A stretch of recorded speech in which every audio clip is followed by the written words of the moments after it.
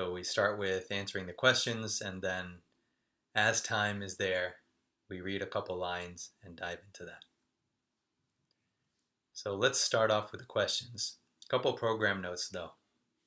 One is that we've been having some issues with the recordings coming up, so thank you for your patience. Hopefully we will now get back on track with that. The other program note is that the Gems of Ancient India series has begun.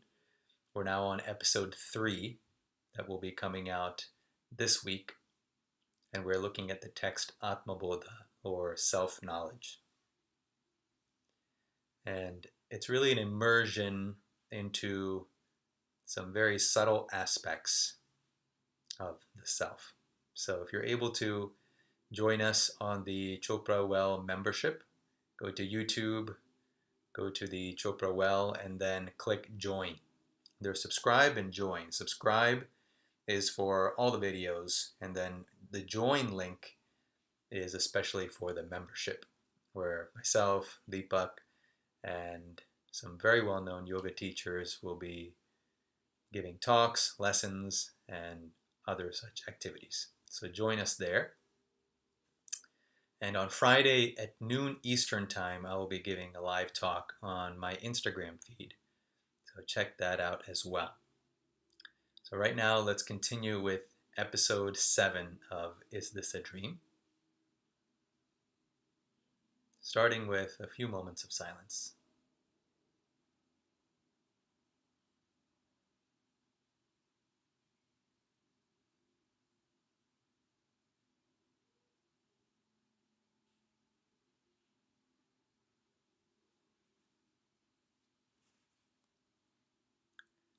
Okay, so there were many questions in the last week, and what I did, rather than taking many unrelated questions, there were 2 in particular that were longer statements along with questions interspersed. And these touch on many different shades of what we're covering. So I thought we'd start with that. Right? So I'll read the statement first, and then we'll look at each of the individual aspects of it and just make some general comments so that we can look at some of the finer aspects of the first, second, and even third mind. What this corresponds to, what the implications are for us. Now keep in mind that as I read this, these are statements that people have written, and I will be going through them very carefully and looking at them in their very subtle aspects. And I say that because it's important to recognize that there's a time for subtlety and there's a time for precision in the way we're communicating and the way we're talking.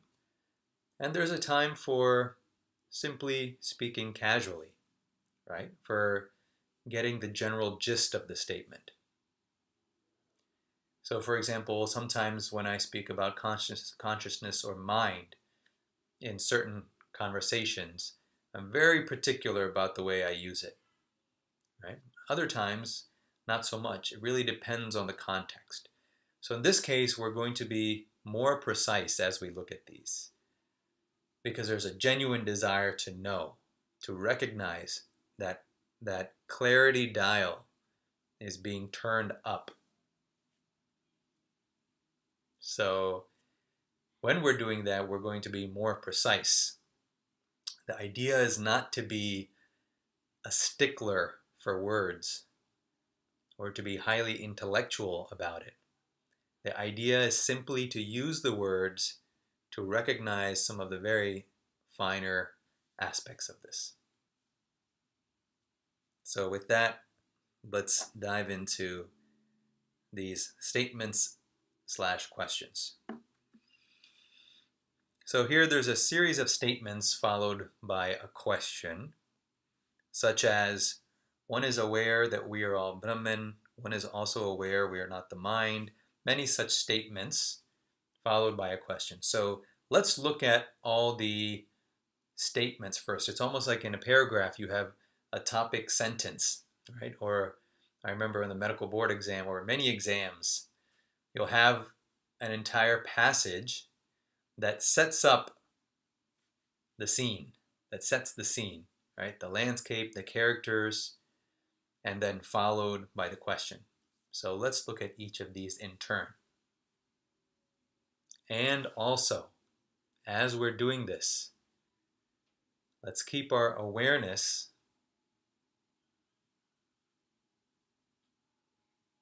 independent of concept.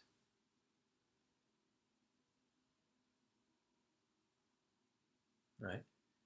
Maintain our awareness independent of concepts, and yet also be able to glide in and through these concepts. To be able to take these concepts and arrange them in a particular formation, in a particular configuration, to then glide along that to a deeper recognition, a fuller recognition.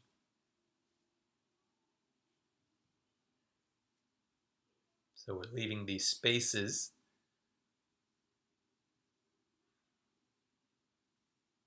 because what is true is not in words.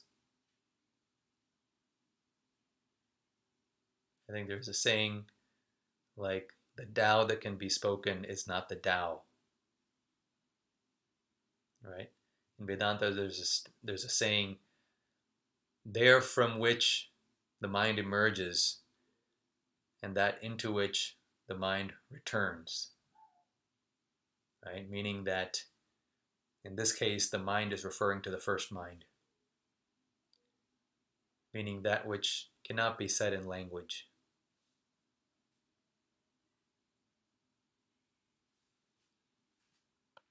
So the first statement is, one is aware that we are all Brahman, or a part of the unified field of cosmic consciousness.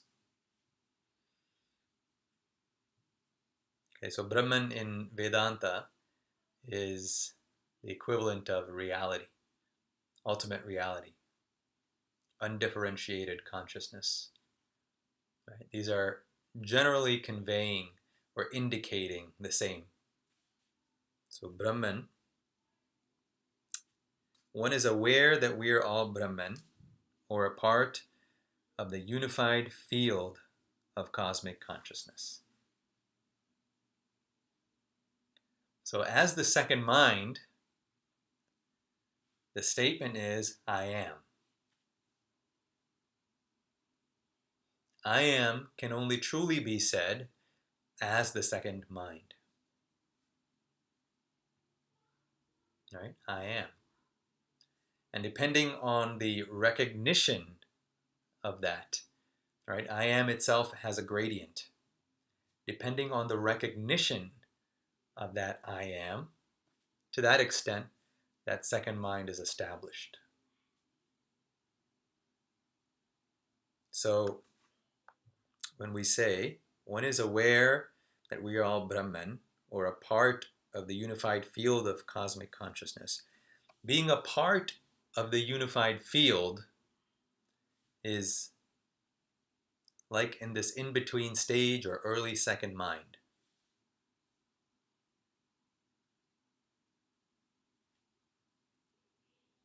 Right? The second mind is I am. I am not a part of something, I am. And as we take on that form a little bit more, and as we speak, and as we enter the field perhaps of spirituality or philosophy, and we're trying to put words to something, then this idea comes that I am a part of a unified field.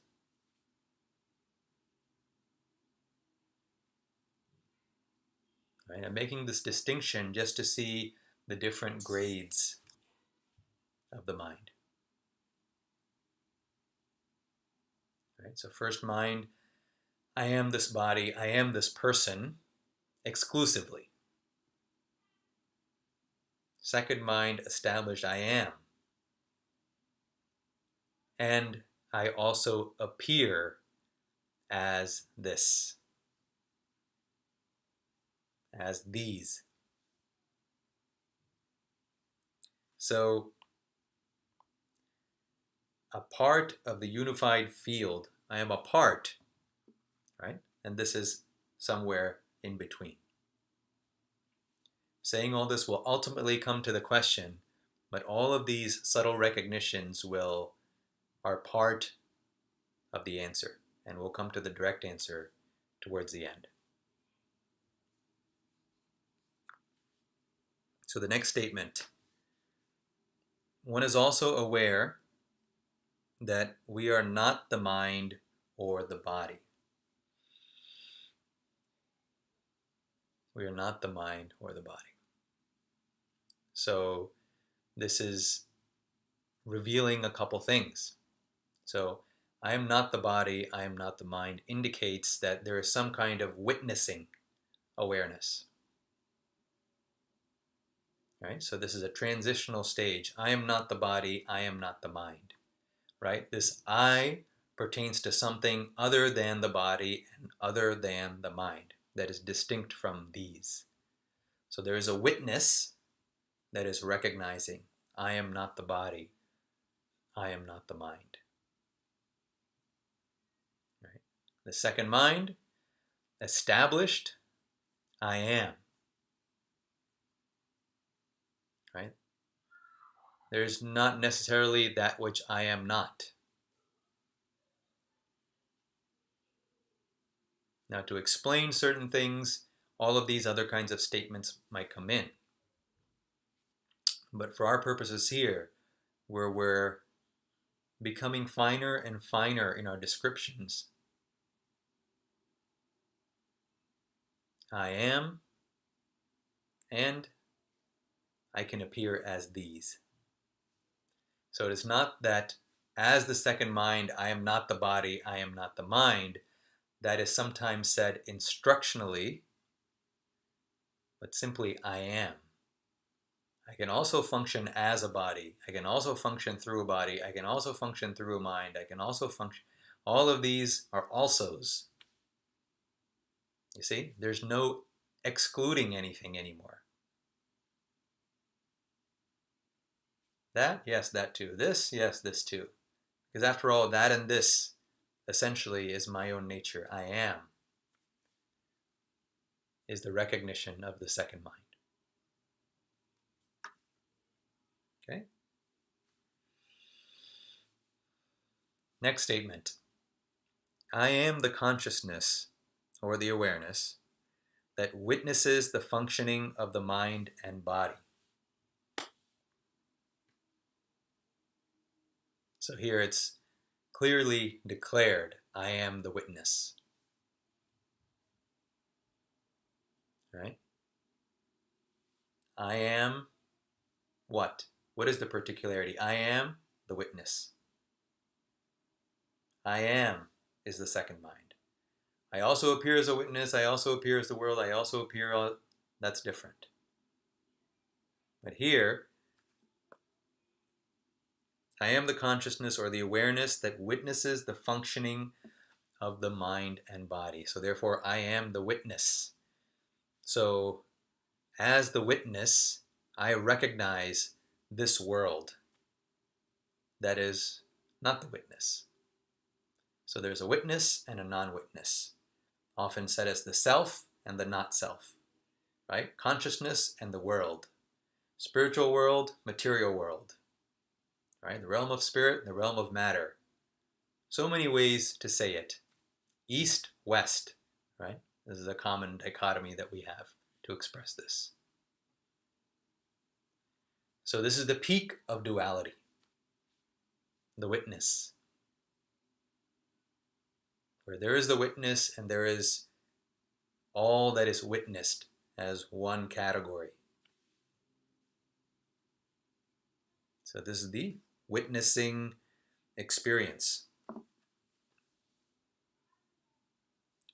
The next statement is, this is the ultimate truth to the reality of existence.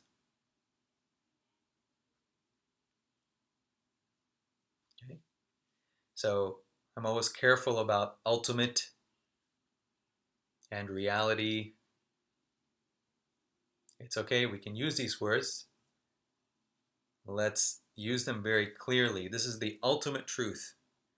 So is the ultimate truth that we are a part of the unified field, or that we are not the mind or the body, or that I am the consciousness that witnesses the functioning of the mind and body? Is this the ultimate truth? No, I'm careful about ultimate truth, but even in the context of this question, we wouldn't say this is the ultimate truth. There's a statement in Sanskritam, Brahmavid Brahmaiva Bhavati. Okay, remember, Brahman is considered reality, right? Meaning in this case, the undifferentiated consciousness is what it indicates.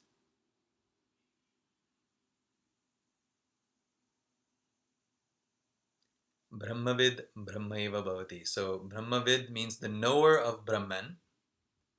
Brahmaiva, Brahman alone, Bhavati becomes. The knower of Brahman becomes Brahman. The knower of reality becomes reality. What kind of becoming is this? Do they grow into reality? No. All the misconceptions and the veils that are stocking the mind, just like we stock the pantry with all kinds of stuff, all the, not just misconceptions, even conceptions. Ultimately, any concept is a misconception if we're going to the root of it all. Concepts are useful, and at a relative level, there are concepts and there are misconceptions, right?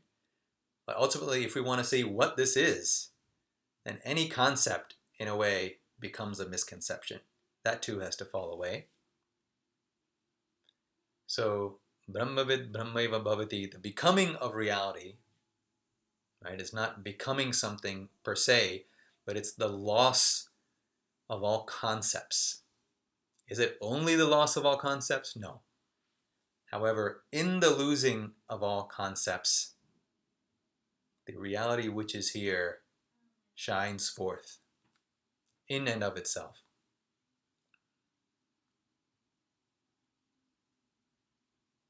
So the knower of reality becomes reality. And this is clear. The usefulness of this recognition is clear here. This is the ultimate truth to the reality of existence. So knowing that these are the case is not the same as being the reality. I am a part of this, I am witnessing this, and so on, is not the same as being the reality.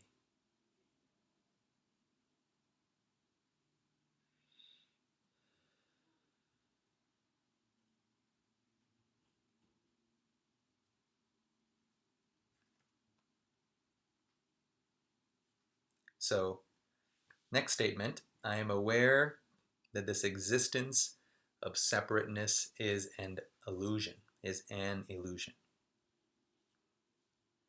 I'm aware that the existence of separateness is an illusion. This is a common statement that we see, commonly interpreted. What does illusion mean? Illusion means it is that which is dependently real.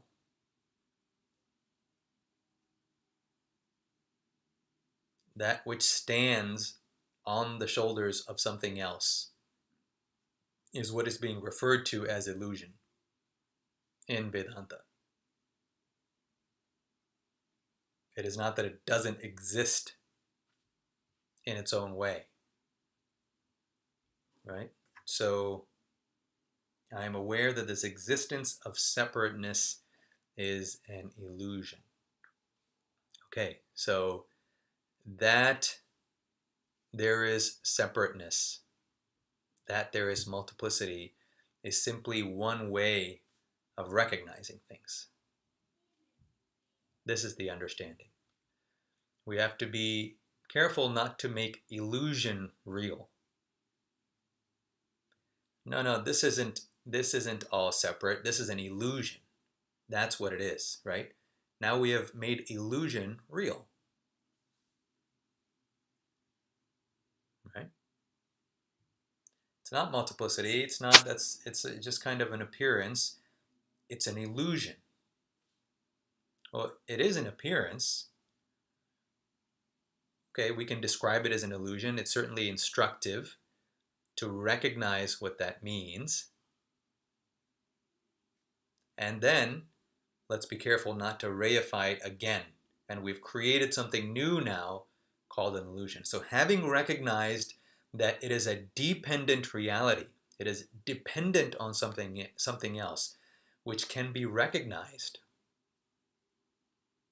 even through the lens of science. When we analyze something, we see it disappears. From the macro scale to the micro scale to the atomic, subatomic, and then quantum scale, it literally vanishes into space. And then we have to start asking, what is space? Right? So the macro reality we perceive, including this body, is the dependent reality. It is not the independent reality. So we can, at that point, remove the word illusion. We no longer need the apparent reality of an illusion or the construct of an illusion, because we're now starting to stand no longer in the dependent reality. It is only so long as awareness is anchored in the dependent reality that illusion itself has to be made a reality to wean ourselves from the dependency.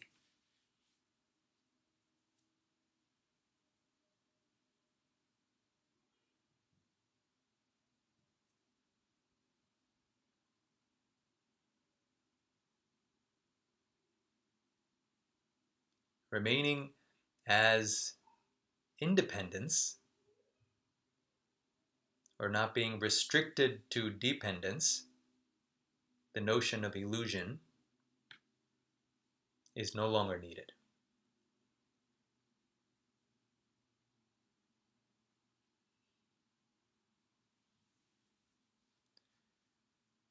Relax into this statement. Relax with this statement, right?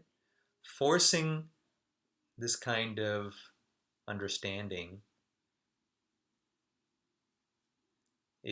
won't help it to sink in. So let's be with it.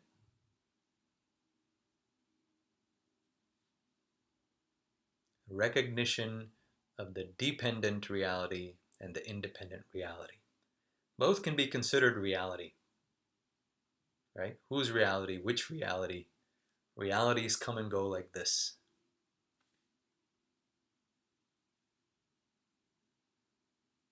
And we can recognize the structure of realities, plural, and say, yes, there's an independent reality and there is the dependent realities. So in this way, we can be free from the reality of illusion and the illusion of illusion as well.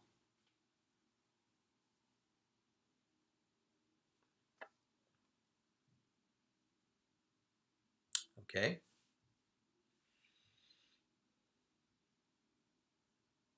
Next statement, I profoundly feel the eternal bliss within. All of these beliefs are not only understood, but also felt deeply and experienced endlessly. Okay? So why then So here comes the question now. So we have a series of statements, and thank you for writing these to the person that has written these, because we've all been able to benefit by looking at this. So there is this series of statements that has helped us look more deeply into what we are and what this world is, right? Kind of making our way through these finer contours. And all of that is now informing this question. So why then one feels an all-pervading and deep-rooted sense of loneliness / aloneness?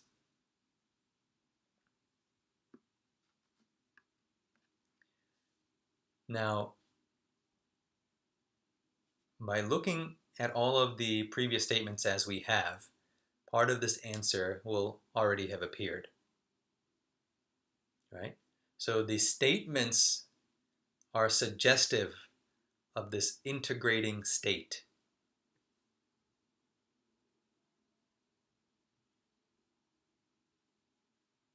Right? Where this loneliness and this aloneness and this first mind and this second mind, and they're all kind of dancing and heaving back and forth.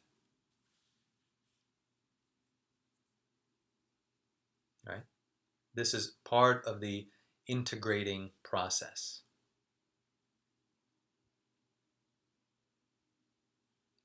And it's interesting, this usage of loneliness / aloneness. Why is there loneliness / aloneness? Well, aloneness is the nature of the established second mind and beyond.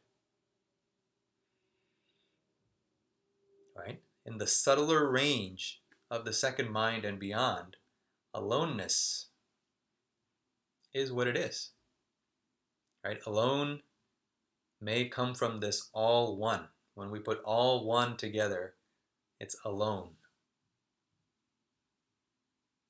Now, the usage was loneliness / aloneness. So I think the focus was a little bit more on loneliness.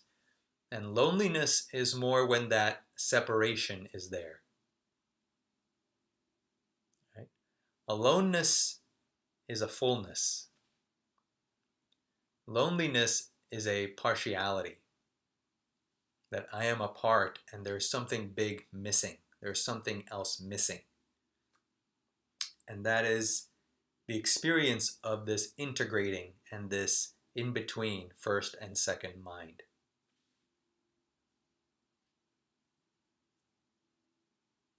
All right, so with all of these statements regarding the witnessing, regarding part of being the unified field, regarding the experience of bliss, all of this, why is there a feeling of loneliness? That's the nature of the process. This integration is happening. Right? That boundary of the first mind is being seen through to various degrees. And some of that is always there as long as the body is there to certain degrees. Otherwise, there's no interfacing with the world.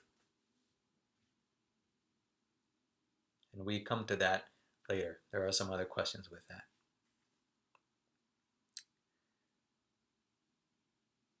Okay, so why then does one feel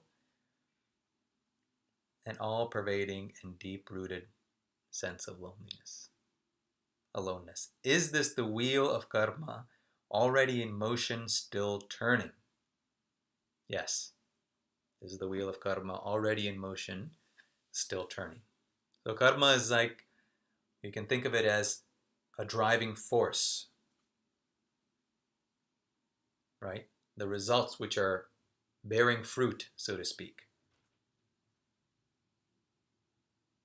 So that is driving this, what is there of that karma is causing or motivating this transitional back and forth, whatever karmas are there. Now, it's not that the karma gets totally wiped out, right? As long as the lifetime is continuing, there's some karma there that is expressing. And because that karma is there, because of the nature of that karma now, this is the kind of process that is happening, right? This integration of loneliness and all oneness. This integration is happening. Until such state that that boundary is seen through clearly, and there's no longer the need to reject that boundary, right? That I must be like this only. I must be the second mind only, which is a contradiction and creates an intense pressure within oneself, a self-judgment. Because the I that wants to be the second mind is the first mind.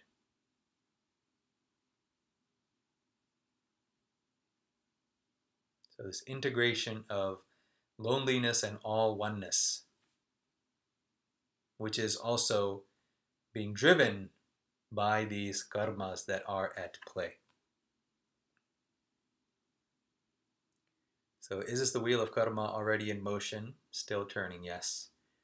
Or is this an indication of the existence of the I?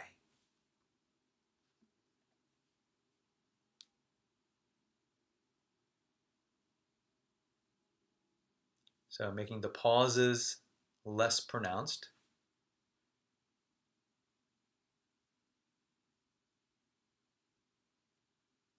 Or is this an indication of the presence of the I? Yes, it's also the presence of the I.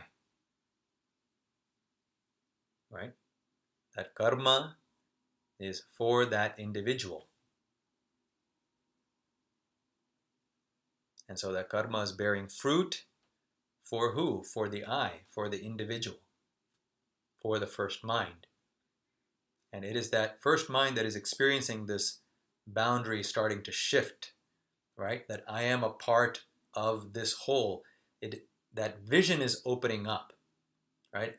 Neither here nor there. This kind of integrating is happening. So yes, it is also the I, it is also the karma.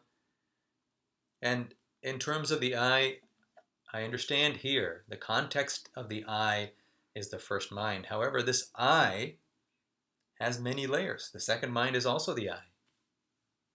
I think it was last week there was a question on getting rid of the I. There's no getting rid of the I. It is only the first mind that wants to get rid of the I. It is recognizing that this I has a range of expression.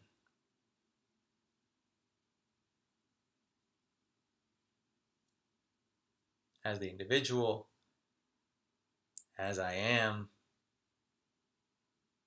and beyond.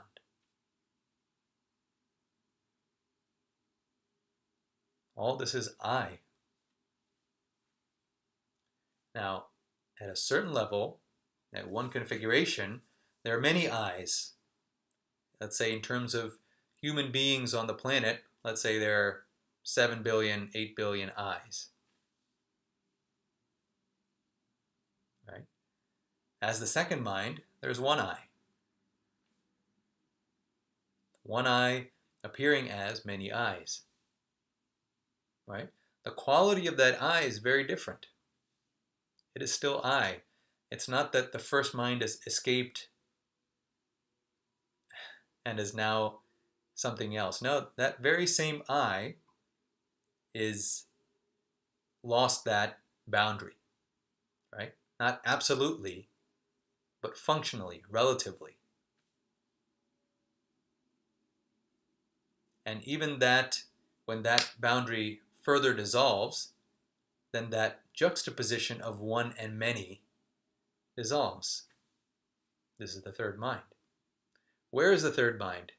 This is the third mind. Where is the second mind? This is the second mind. Where is the first mind? First mind is in here, wherever it's felt to be localized. So this reality, this whatever it is, this appears in different ways according to the configuration of the mind.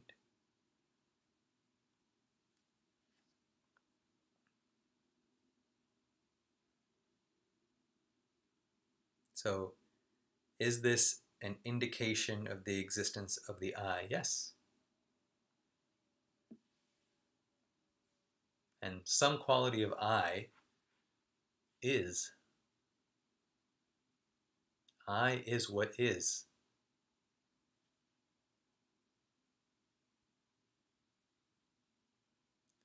It is simply the envelopment of it and localization of it which makes it vilified in spirituality. Simply because then it feels extremely limiting. Okay, and then the question continues. Or is this merely one of many spectrum of feelings that will always be attributed to the human body and mind, which need to be merely observed and not attributed to the self? So is it all of these? Is it the wheels of karma? Is it an indication of the existence of I? Or is it one in a spectrum of feelings that will always be attributed to the body and which needs to be observed? And the answer is yes to all of these.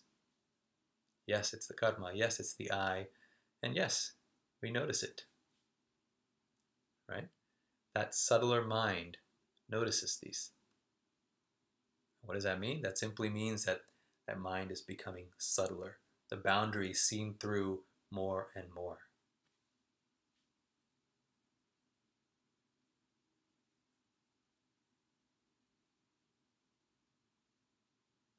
The boundary is seen through more and more.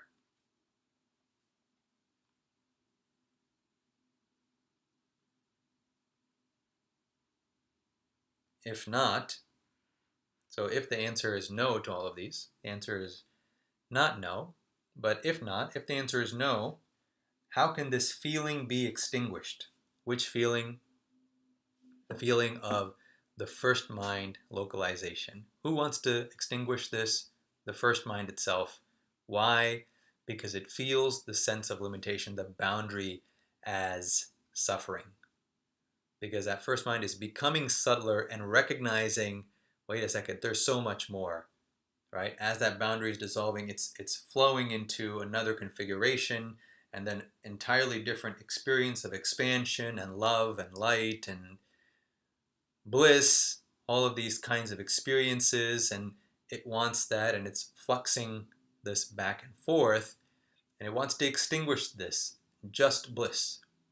Just bliss should be there. Just love, just expansion should be there, right?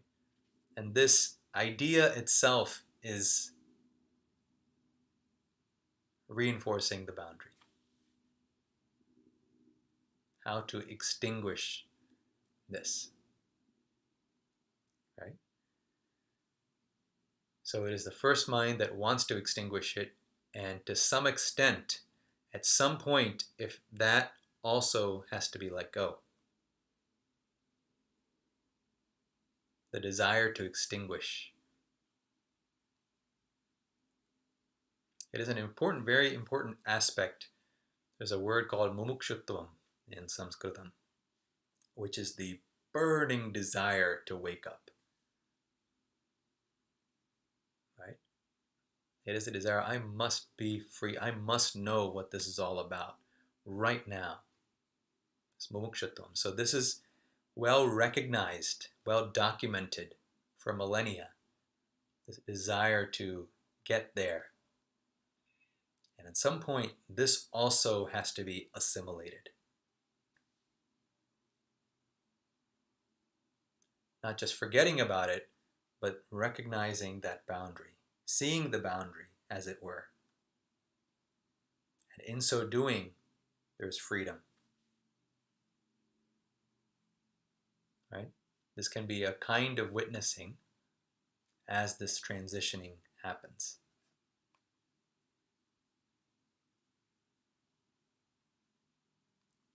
to make the point about, before we go further, to make that point about extinguishing. If I want to become a better runner, let's say I'm running a race and I want to get faster, and I notice that my elbow is going out when I run, trying to run straight sprint, and my elbow's going out and it's throwing off my center of gravity. So I want to be faster, right? So what can I do? I can look at the body, my coach tells me what's going on, and I can see, hey, this body is not aligned, it's throwing off my center of balance, and therefore it's reducing my speed. And I can then change that and be better, right? But at some point, the I want to escape, I want to extinguish this, on some level can reinforce this, and it can make this cycle of self-judgment happen. Because what it is working against is itself. When I want to be a better runner, I am working against the misalignment of the body. And the I that wants it, that first mind, is not the same as the body's actions, right? It's that subtle sense of identity and demarcation. Therefore, it can work on something like the body without affecting itself. But in the case of the first mind that wants to become the second mind, what it is working on in itself is its own boundary, and therefore it is reinforcing itself.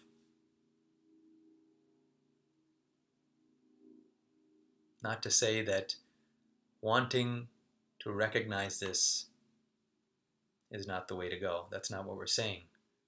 We're saying at some point, an even subtler movement happens, which is recognizing the nature of the process, and thus no longer being dependent on the process being in one way or the other.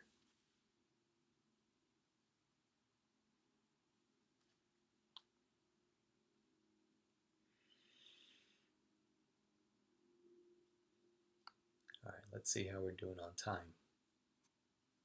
Okay.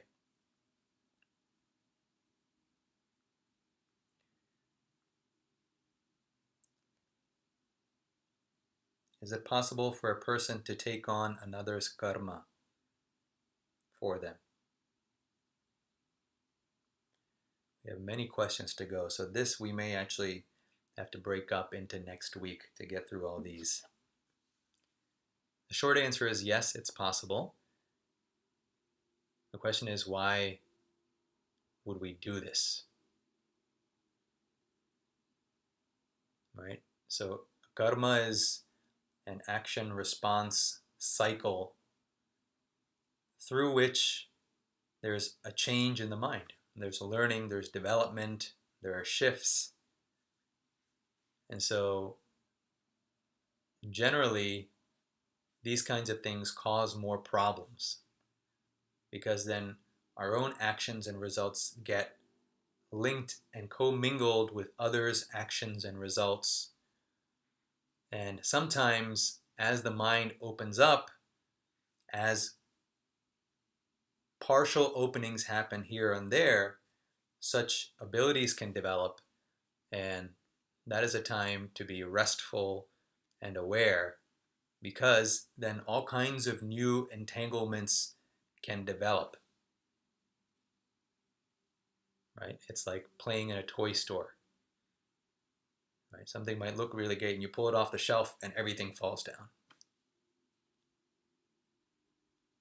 Right? So just because some things can be done, it certainly does not mean they should be done. And for the most part, such things aren't really done. In rare situations, such things can be done. But generally, the answer is yes, they can. However, best to stay away from these. Okay.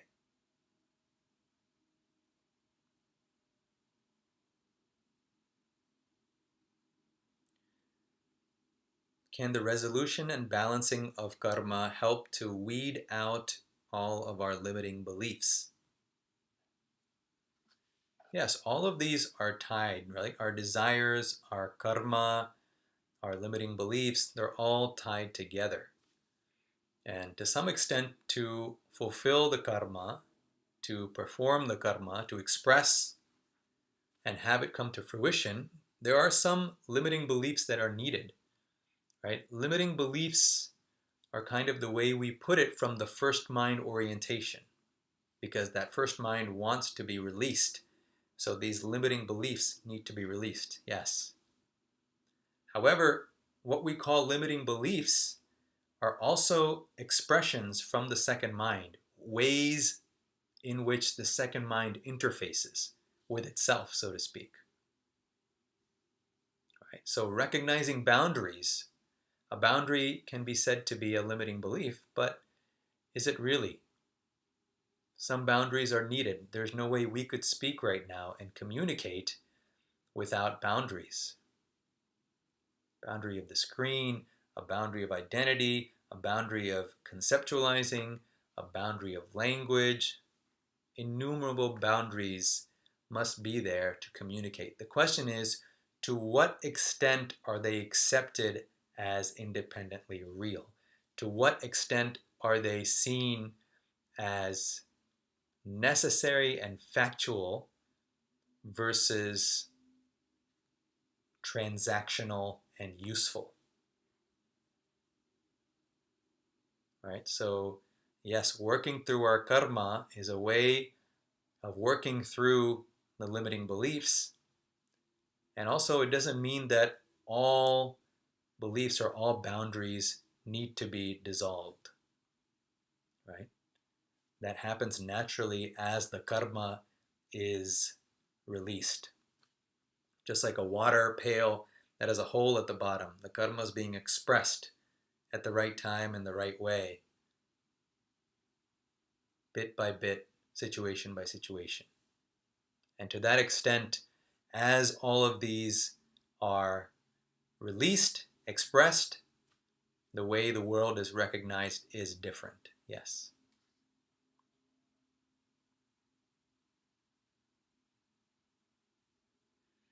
As we balance our karmic load with the help of the first mind, can the boundary between the first and second minds start to function in that ideal range of subtlety that allows us to be more present as the second mind? Yes. And this is what we just said. So yes, this is kind of an elaboration then of the first question. Yes. As the karmic load is balanced, not just with the help of the first mind, but expressing through the first mind. And even as that second mind, karma can still be there, right? Now, karma is obviously not for consciousness as it is, but consciousness, when appearing and expressing as individuals, events, space, time, as these events, then karma comes into play. Right? So long as those are expressing, so long as those actions are there, so long as we're interfacing, so long karma is expressing itself. All this struggling to learn, when all we have to do is remember that the boundary between the first and second mind can be and always is in a state of flux.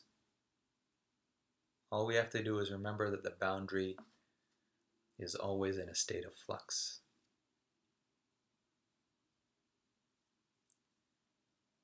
So there are two kinds of freedom we might talk about. One is freedom as the second mind.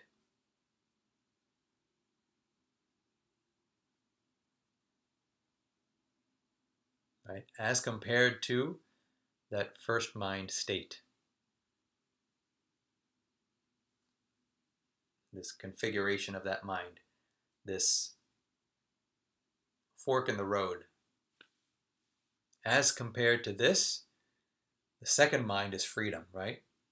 In spirituality, often the first mind is called bondage, the second mind is called freedom. And relatively, it certainly is.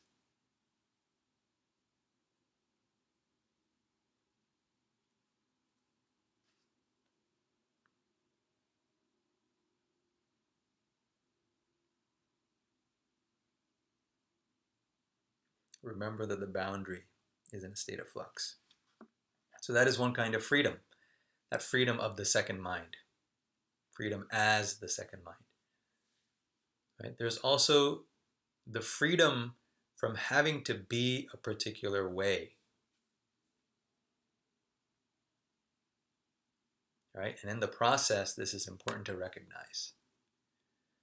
As the first mind, as that first mind becomes exquisitely sensitive and really starts to feel the boundary that it's banging up against, then there has to be freedom. This is where the desire for freedom is strong and all the associated experiences with that.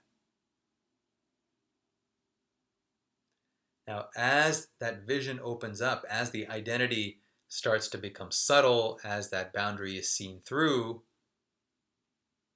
then openness, bliss, love, all of these can come flooding through. And then there's also a "it must be like this," which becomes another kind of bondage. Right? So in a sense, there's almost a freedom from freedom. Freedom from the idea of bondage and freedom, which is so stark and so true and so real, it seems, as the first mind, as it is tasting sweet reality, as it's transitioning, and as a full-blown taste of oneness. There's no doubt that there is bondage and there is freedom. And there's also freedom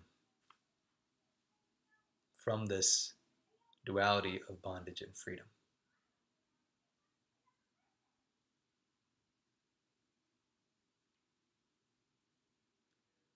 It's a subtle point that's not talked about much.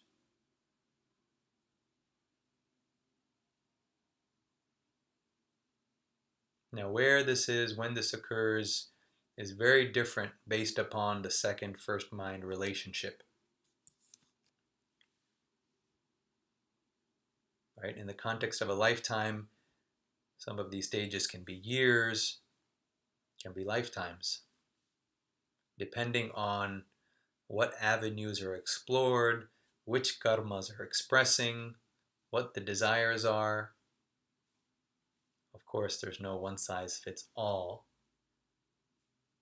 However, we are describing certain broad stages and ranges of development, of unfoldment.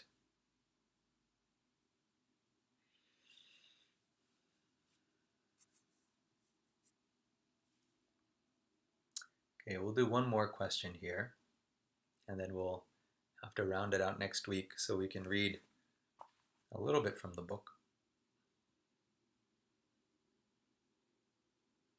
Is there a choice to be made to ultimately work through all of our karma and ultimately leave the wheel of 84 in a given lifetime? Is there a choice to be made to ultimately work through all of our karma?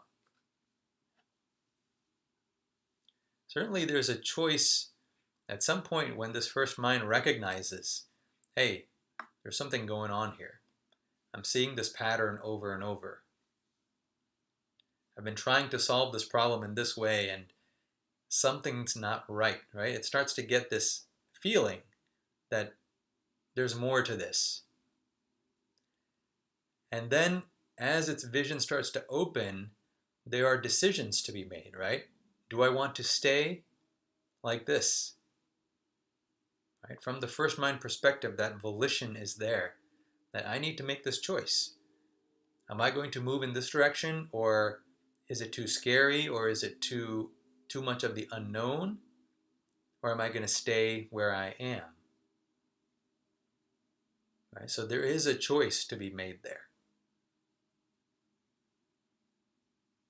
And as that mind opens more, and more of these karmas are then expressed, then depending on how much that opens, much more karma can be pulled in and expressed, right? It's almost like it's there in the garage and you can pull it through and express it. If it's not in view, if it's simply dripping in at its own pace because my view is restricted as the first mind, then there's a choice to be made. As this starts to be recognized, wait, am I going to meet life or am I going to kind of pull back a little bit, you know? And that's for each person to decide, depending on the nature of that mind.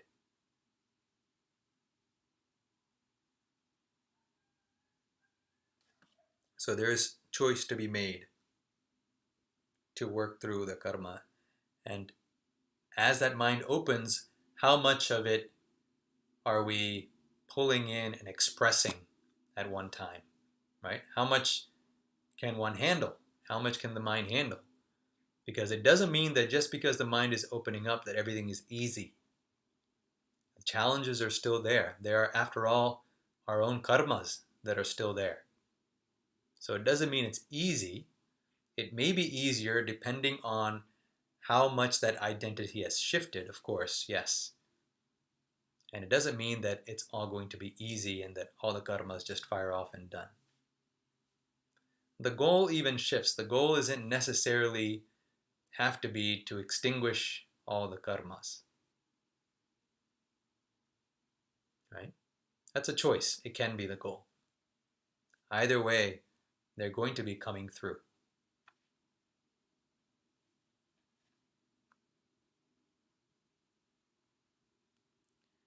So let's read one aspect or one sentence or two.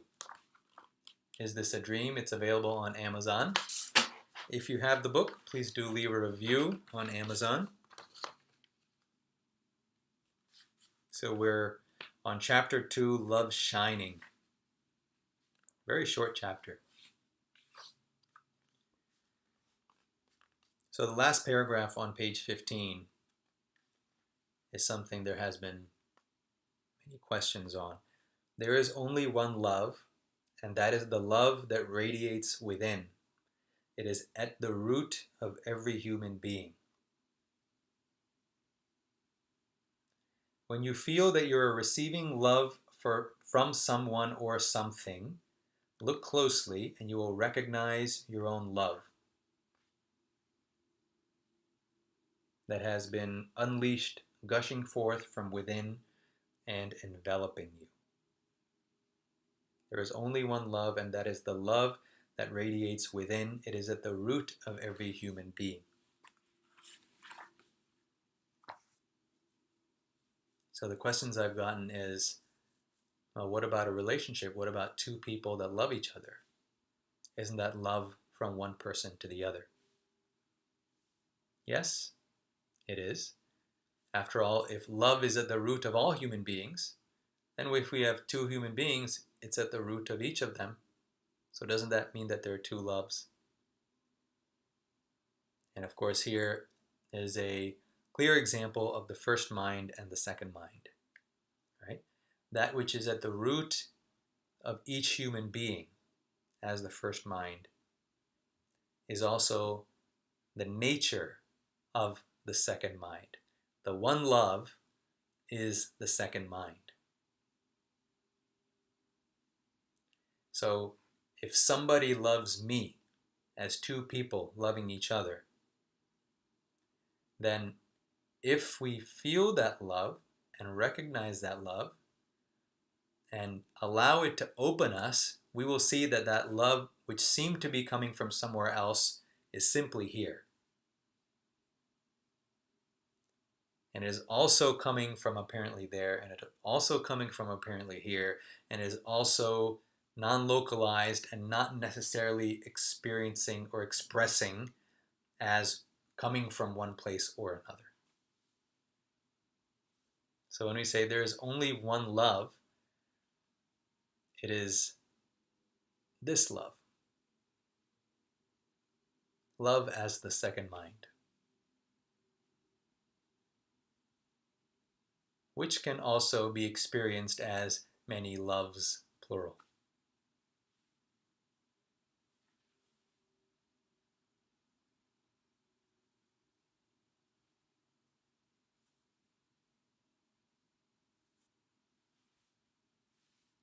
So check out the book, Is This a Dream? Check out the series on the Chopra well.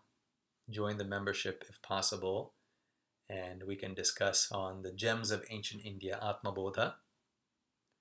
And if you go to my website, anoopkumar.com, there is a listing for Friday at noon on Instagram. I'm giving another talk. I think I have to update the events page. It may not be updated yet. Friday, noon Eastern Time on Instagram. And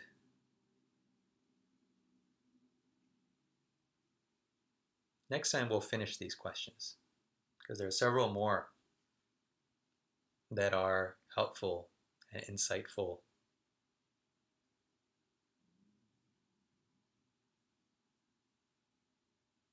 And we'll continue on.